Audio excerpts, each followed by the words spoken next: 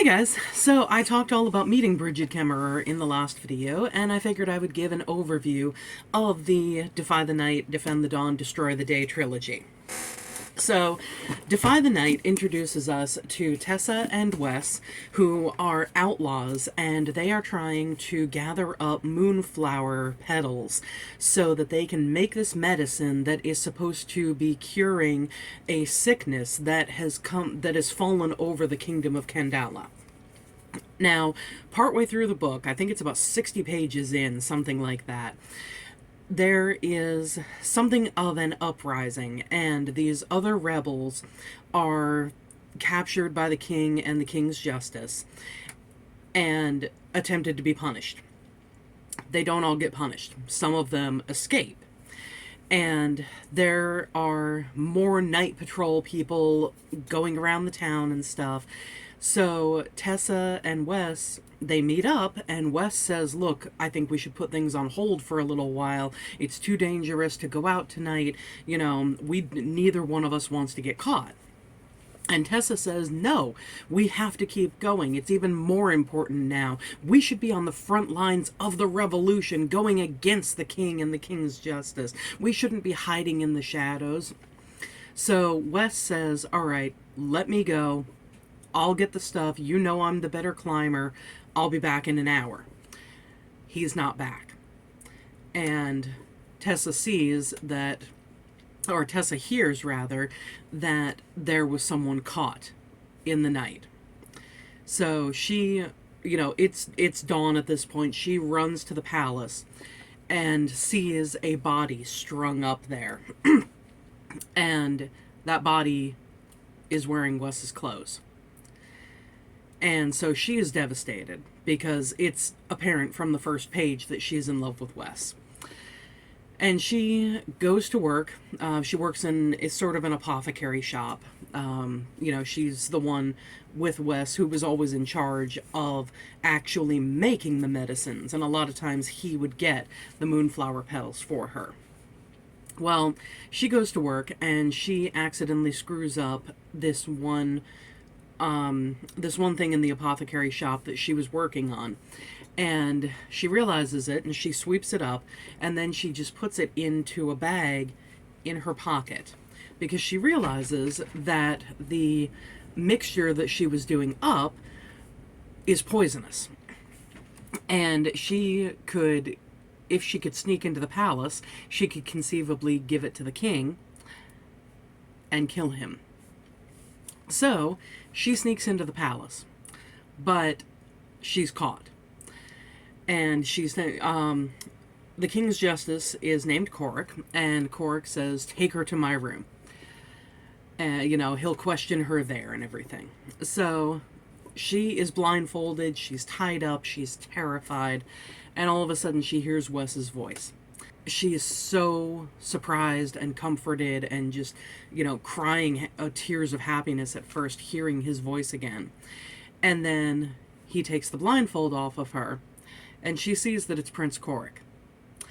And she struggles throughout the rest of the first book and a lot of the second with how does she balance this outlaw that she fell in love with being this person who was nicknamed Cruel Korik, who dealt out retribution and consequences with no regard to what anyone's defense was.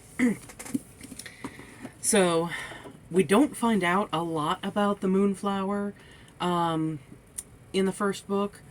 In the second one, though, it turns out that there is a captain from Austriary, which is the neighboring kingdom.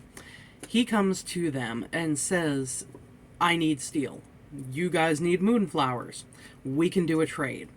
And most of the book is their journey back to Austriary.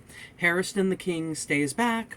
So does Quint, who is, I can't remember his position name, but he works in the palace. And Korik, Tessa, and a couple of the guards, and then one of the rebels named Lachlan go on the ship with the captain to go back to Ostriary. And it's said in the second one that the moonflower is actually poisonous. The more that someone takes the moonflower into their system, the sicker they can get. And it is alluded that there was an assassination attempt made on Harriston when he was a child, which explains why he was so sickly as a child, because he was poisoned, not quite assassinated. The third one deals with them being stuck in Ostriary in different islands, because Corrick and Lachlan were basically thrown from the ship when there was an attack, and Tessa and the captain are still on the ship. They reach the main island they were getting to, and Harriston has been overthrown from his throne because of the consuls, who have evidence that Harriston was the one poisoning Candala all along. Oh, the heck with it. I'm going to do spoilers. So if you don't want to hear any spoilers, stop now. So, one of the things that I talked about when I was only partially through Destroy the Day, I think 2 videos ago, was that there is a scene with Harriston. Now, there's a scene with Harriston in Defend the Dawn where he is out in the wilds. He is dressed as a commoner. He is trying to do the same thing that Corrick did and basically help people. He is leaving silver at different doorsteps and things like that.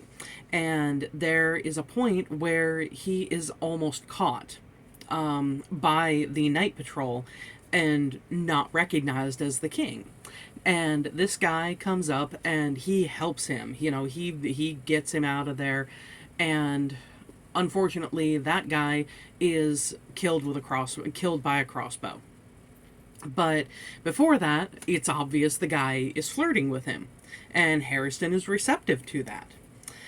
The next book, Harriston and Quint finally sit down and, they're arguing semantics, and they're talking about this notebook that Quint has and how he's always writing everything down, and Harriston notices this list of dates that Quint has in there, and Quint won't tell him what it is, and they end up making out.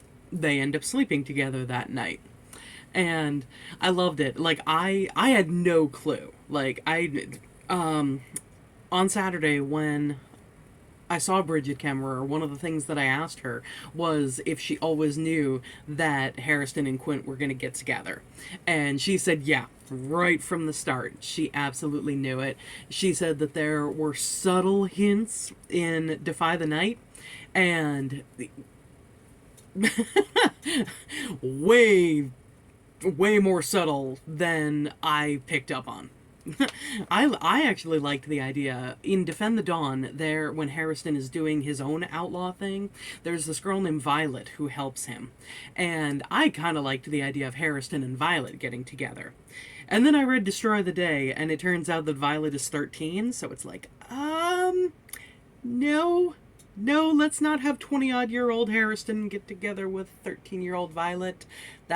No. But yeah, so Harriston and Quint get together, and at the end of the novel, there is this bit just before Corrick arrives back at Candala on the ship with Tessa and the guard that survived and a couple of other people. Harriston realizes that, he gets a bit of information from one of the women in the wilds that there are explosives set up in the walls of the palace, behind the throne, or in the wall of the throne room and in the walls of the West Wing. And Harriston decides that the only way that he can stop the consuls and do the best for his kingdom that he can is to set off those explosives and make sure that the consuls are inside the palace when he does it, so that they go down in that explosion. And Harriston believes that he is not going to live through doing that. So he says, I'm going alone, I'm doing this. And, he waits until everyone is asleep, goes in the middle of the night to the palace, manages to sneak in because he and Korik knew all the hidden tunnels and stuff like that when they were teenagers. And he is shocked to find that Quint has followed him. And so the two of them set off the explosives, and the chapter ends. And then it goes to Korik, who is landing at the dock, and he's surprised by all the people there that are at the dock, and he's seeing all the tents and stuff like that. And it turns out that where they are docking is where a lot of the people in Kandala have been able to go, because it's one specific sector that has said that they will protect the people there, and that they don't believe the other consuls who are saying that Hairston is guilty of all this stuff. So Korik lands, and he doesn't know what's going on. He, where's Hairston? Where's Quint? Where's this person? Where's that person? And all the different people there are thankful, and it's basically a long live the king kind of thing, because they are thankful that an heir is still alive to take the throne and to hopefully fix Kandala. And so, of course, Korik goes through, the different forms of grief and everything, but of course he also has to take up the mantle of being the king. And at the very end, Tessa gets a letter that is talking about, Your Majesty, I know, well, Tessa and Korik are engaged at this point, but it was basically, Your Majesty, a horse has been bred specifically for you, and the letter mentions a specific type of horse, and then says, please come to wherever, I don't remember exactly where, at your convenience, and it's signed Sullivan. And she gasps when she reads that, because Sullivan is the name that Hairston would use when he would do his outlaw thing, the same as Korik would use the name Wes. So she and Korik go basically by themselves out to where Sullivan lives, and Sullivan and Miller are there living happily together with a horse farm, with, horses that they have bred and everything like that. And of course it's Hairston and Quint. They managed to make it out. So that was another thing that Bridget Kemmerer talked about. She came full circle with, the secret identity kind of things from the beginning of Defy the Night to the end of Destroy the Day. And I love that. There were two bits that I actually teared up at, and one of them came at the end of Destroy the Day when, it was revealed that Hairston and Quint were there and made it out. And I knew that they had, because when I went to look at the end of the book and to see how many pages it was, I saw the chapter that was headed with Sullivan. And I was like, what? Why would they use that instead of Hairston? But yeah, so I knew that they were alive, but still, this one bit at the very end with that chapter made me tear up. Anyway, thank you for listening to this long-ass thing and the spoilers and all that, and I will see you next time, guys. Bye.